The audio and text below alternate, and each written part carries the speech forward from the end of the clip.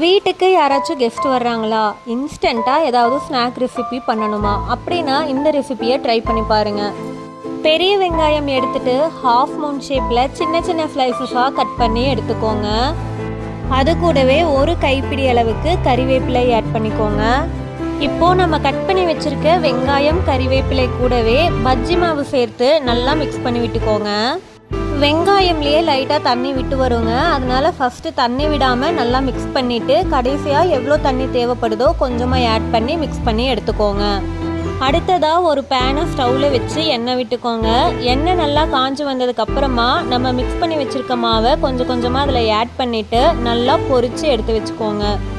அவ்வளோதாங்க, டேஸ்டியான onion pakoda ready ஆகிடுச்சு. இந்த ரெசிபி செய்யறதுக்கு ரொம்ப டைம் எடுத்துக்காதுங்க. ஸோ எல்லோரும் ட்ரை பண்ணி பாருங்கள். அண்ட் இந்த வீடியோ பிடிச்சிருந்தா நம்மளோட சேனலை சப்ஸ்கிரைப் பண்ணிக்கோங்க.